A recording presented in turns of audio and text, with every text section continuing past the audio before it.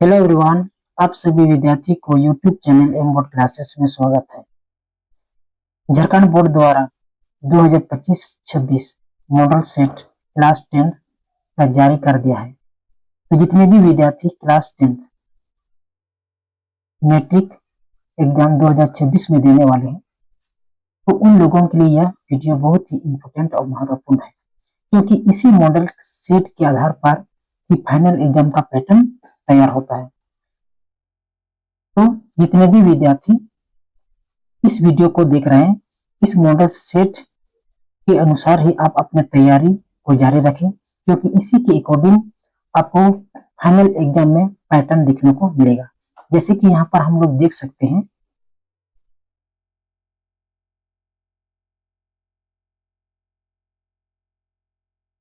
इस अंक का आपका ऑब्जेक्टिव क्वेश्चन देखने को मिलेगा।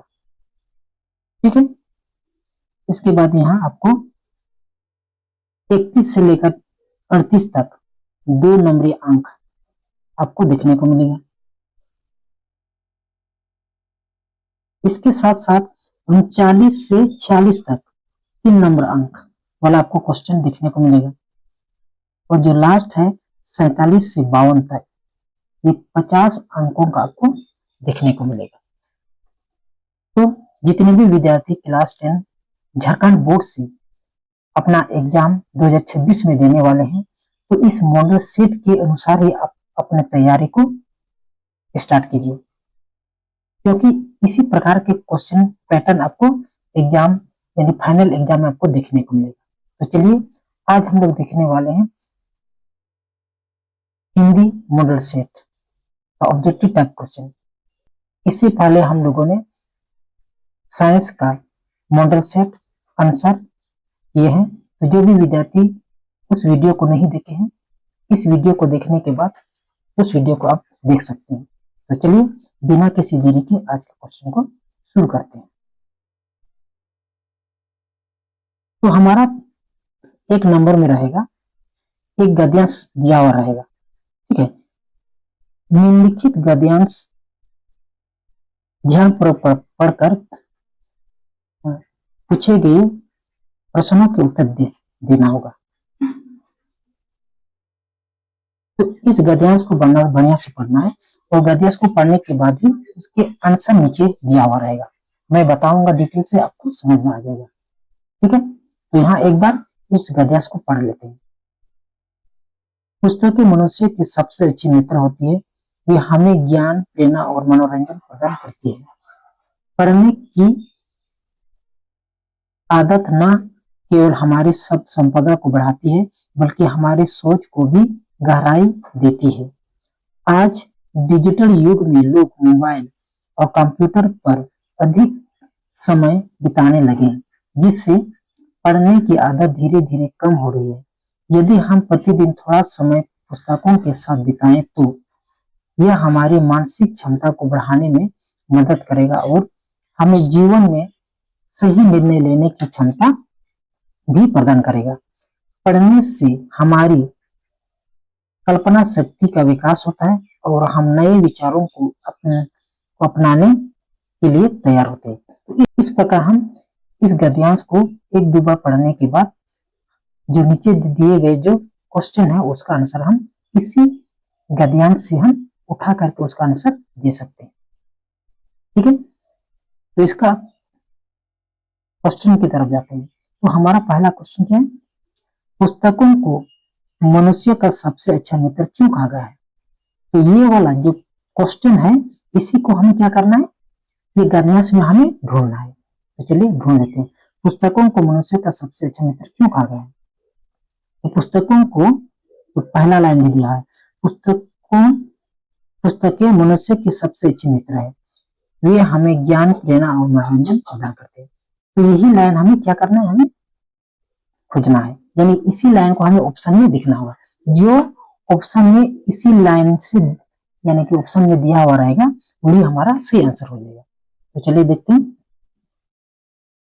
तो हमारा सही आंसर क्या हो जाएगा, एक नंबर का, वे हमें ज्ञान, ऑप्शन का ख देखिए, वे हमें ज्ञान, प्रेरणा और मनोरंजन देती है।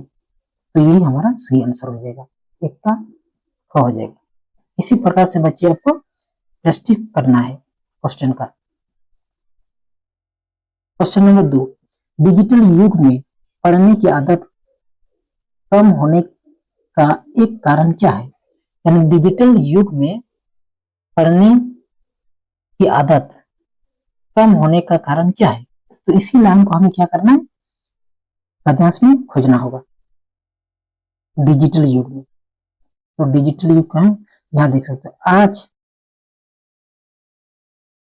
यहाँ देख सकते हो आज के डिजिटल युग में लोग मोबाइल और कंप्यूटर पर अधिक समय बिताने लगे, है ना। तो इसलिए कम हो रहा है पढ़ने का आदत, क्योंकि लोग क्या कर रहे हैं, मोबाइल और कंप्यूटर में उसका मन यानी कि उसका समय ज्यादा बिता रहे हैं। तो ये हमें क्या करना है, हमें लिखना है ऑप्शन में। तो लोग मनोरंजन के अखबार पढ़ना पसंद करते हैं, लोग अपना अधिकतर समय मोबाइल और कंप्यूटर में बिताने लगे। तो ये आंसर हो जाएगा ऑप्शन नंबर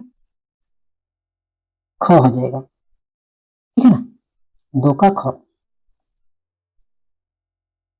क्वेश्चन नंबर 3, प्रतिदिन पुस्तकों के साथ समय बिताने से क्या लाभ है? तो समय बिताने से क्या लाभ है, प्रतिदिन पुस्तकों के साथ समय बिताने से क्या लाभ है? इसी लाइन को हमें क्या करना है, गद्यांश में ढूंढना है। चलो मैं ऐसे इसलिए बता रहा हूं ताकि आप लोग भी इस प्रकार से क्वेश्चन का आंसर ढूंढ सके। तो देखिए, यदि हम प्रतिदिन थोड़ा समय पुस्तकों के साथ बिताएं तो यह हमारी मानसिक क्षमता को बढ़ाने में मदद करेगा और हमारे जीवन में सही निर्णय लेने की क्षमता भी प्रदान करेगा, ठीक है। पढ़ने से हमारे कल्पना शक्ति विकास, इस प्रकार से आपको पढ़ना है। इसी जो लाइन अभी पढ़ा उसी लाइन को ऑप्शन में दिखना है, और जो ऑप्शन में दिया हुआ रहेगा तो वही हो जाएगा, इसी लाइन से होना चाहिए। तो देखते हैं क्वेश्चन नंबर 3 है, तो प्रतिदिन पुस्तकों के साथ बिताने से क्या लाभ है? तो हमारा आंसर क्या हो जाएगा, मानसिक क्षमता विकास और निर्णय लेने की क्षमता, निर्णय की योग्यता बढ़ जाती है। तो ऑप्शन नंबर क्या हो जाएगा, ए हो जाएगा सही आंसर, यानी को हो जाएगा, 3 का को। क्वेश्चन नंबर 4, ज्ञान शब्द का पर्यायवाची गद्यांश के अनुसार क्या है? तो हमारा सही आंसर क्या है, तो ये शिक्षा हो जाएगा। फिर एक पद्यांश दिया हुआ है, एक कविता का खंड है, और इस कविता को ऐसे ही पढ़ना है जैसे हम लोग 1 नंबर का किया गद्यांश को, उसी प्रकार इस पद्यांश को भी पढ़ना है और पढ़ करके क्या करना है, इसका आंसर देना है, ठीक है ना, जो दिया गया आंसर है। तो चलिए एक बार इसको पढ़ लेते हैं। पर्वत कहता शीश उठाकर तुम भी ऊंचे बन जाओ, सागर कहता है लहराकर मन में गहराई लाओ, समझ रहे हो क्या कहती है, उठ उठ गिर गिर तरल तरंग, भर लो अपने दिल में मीठी मीठी मृदुल उमंग, पृथ्वी कहती है धैर्य न छोड़ो, कितना ही हो सिर पर भार, नभ कहता है फैलो इतना, ढक लो तुम ढक लो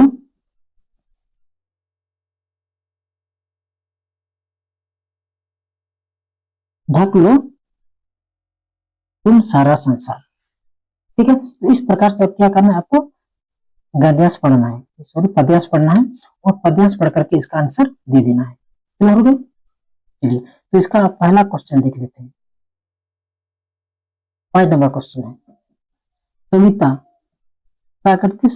प्राकृतिक संदेश में सागर, है ना, सागर से कवि हमें क्या सीख लेने को कहते हैं, यानी सागर से हमें क्या सीख लेने को कहते हैं।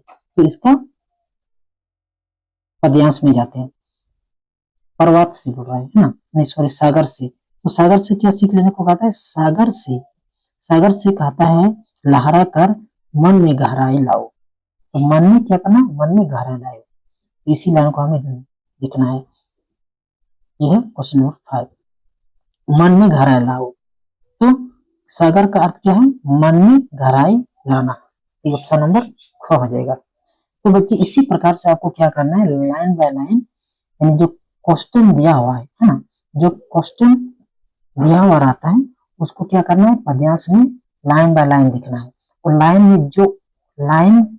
में जो शब्द दिया हुआ है उसी को हमें क्या करना है, ऑप्शन में दिखना है। जो ऑप्शन में है वही हमारा सही आंसर हो जाएगा। लाइन से ही जो पद्यांश का लाइन है उसी में से ही हमें ढूंढ करके सही आंसर देना होगा। क्लियर है? तो इसी प्रकार से हमें जल्दी जल्दी करना है। ठीक है, तो इसी प्रकार से आपको करना है। क्वेश्चन नंबर 6, कविता में प्रवाद का संदेश क्या है? तो कविता में प्रवाद का संगीत क्या है, संदेश दिया है, हमारा सही आंसर हो जाएगा गो, ऊंचाई और महानता पाना। ठीक है ना? चलिए क्वेश्चन नंबर 7, सागर कहता है लहरा कर, यहाँ सागर किस गुण को अपनाने को का संकेत देता है? किस गुण को अपनाने का संकेत देता है? तो हमारा सही आंसर हो जाएगा, क्योंकि हम पढ़ चुके हैं इसलिए इसका सही आंसर हो जाएगा गहराई। हो जाएगा। क्वेश्चन नंबर 8, ये पद्यांश का ही है। उठ उठ गिर गिर तरल तरंग किस जीवन स्थितियों का प्रतीक है ना? उठ उठ गिर गिर तरल तरंग, तो हमें इसका सही आंसर ये क्या किसका प्रतीक है? तो इसका सही आंसर हो जाएगा ख, ये घ हो जाएगा, कठिनाइयां और सफलताएं। क्वेश्चन नंबर 9, यदि तुम मन लगाकर पढ़ोगे तो परीक्षा में अवश्य सफल होंगे, यह वाक्य है। तो ये बच्चा किसका है? ये व्याकरण का पाठ हो गया, व्याकरण का ये पाठ हो गया। अभी व्याकरण का पाठ देखेंगे। तो इसका सही आंसर हो गया तो लगा है, क्योंकि वाक्य 3 प्रकार के होते हैं, सरल वाक्य, मिश्र वाक्य और संयुक्त वाक्य।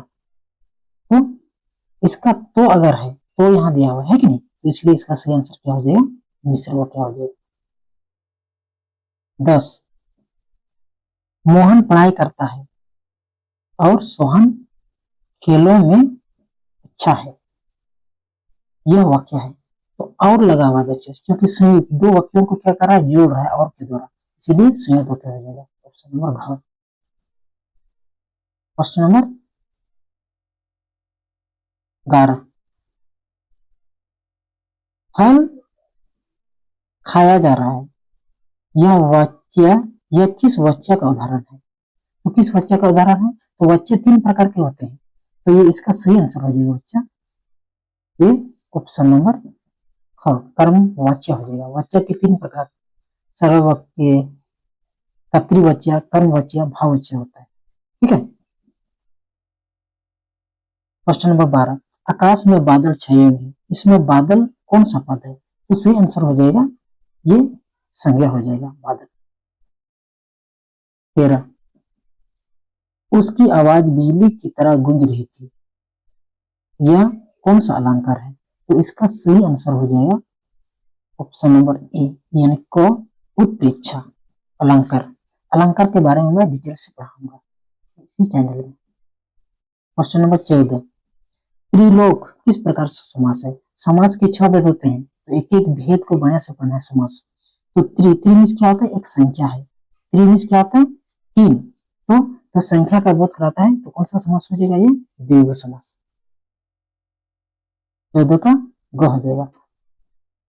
15, ईमेल लेखन किससे संबंधित है? तो ईमेल लेखन किससे संबंधित है? इसका सही आंसर हो जाएगा क, आधुनिक संचार माध्यम। क्वेश्चन नंबर 16, पढ़ाई जीवन को उज्जवल बनाती है, इसमें कौन सा अलंकार है? पढ़ाई जीवन को उज्जवल बनाती है, तो ये मानवीकरण अलंकार हो जाएगा। तो इसका सही आंसर हो जाएगा ऑप्शन क, मानवीकरण।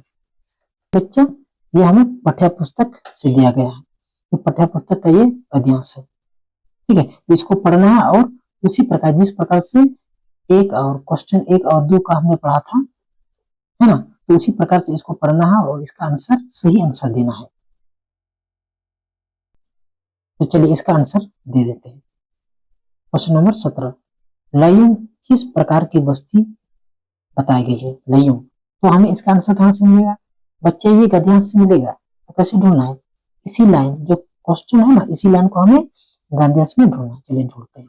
लयंग किस प्रकार की बस्ती बताई गई है? तो लयुंग, तो लयुंग किस प्रकार के बस्ती बताए गए हैं? लयुंग देखिए, गगनचुंबी, गगनचुंबी पहाड़ों के तल में सांस लेती एक नन्ही सी शांत बस्ती लयुंग है। तो नन्ही सी शांत बस्ती क्या है? लयुंग है। तो देखिए, भीड़भाड़ वाली है, शांत और नन्ही है, औद्योगिक है, आधुनिक है, तो आंसर क्या होगा? तो हमारा सही आंसर हो जाएगा शांत और नन्ही, ऑप्शन नंबर ख। क्वेश्चन नंबर 18, उपर्युक्त गद्यांश में वातावरण की शांति की तुलना किससे की गई है? तो किससे की गई है?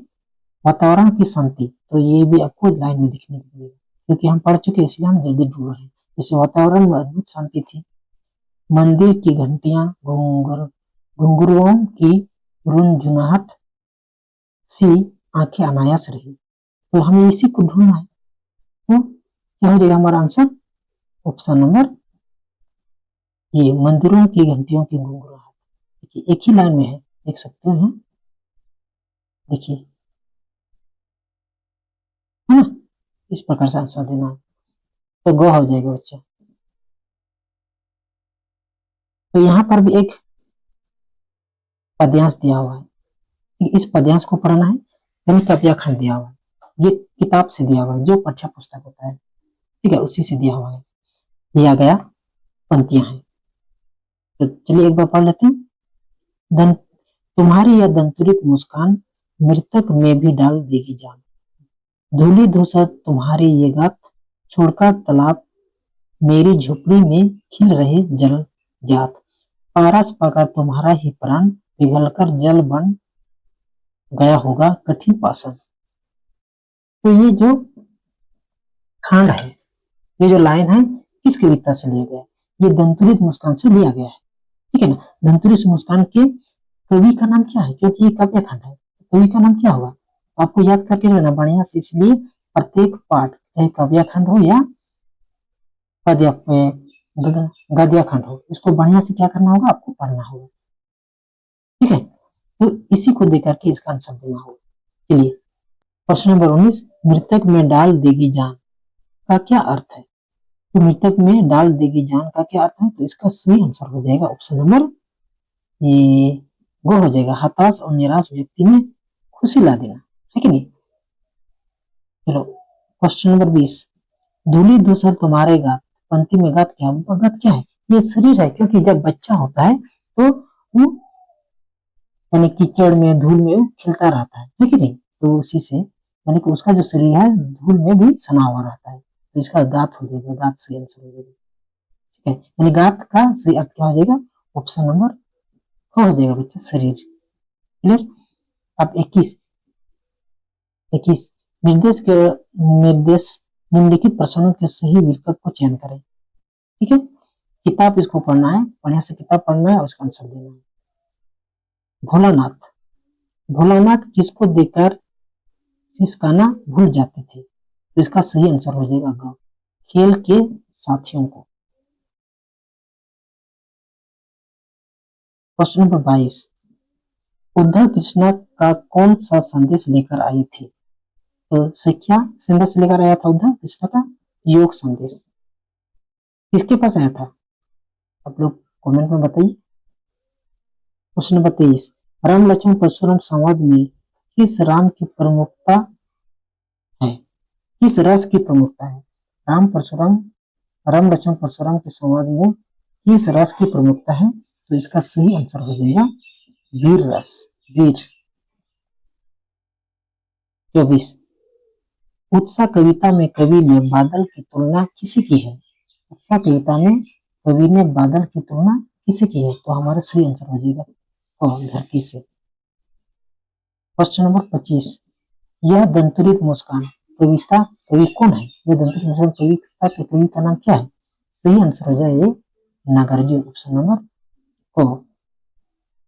26, जितने नार्गे की जीप में किसकी तस्वीर लगी थी? तो किसकी तस्वीर लगी थी? सही आंसर होगा ख, दलाई लामा। 27, फसल किसका गुणधर्म है? तो सही आंसर हो जाएगा मिट्टी का। Question number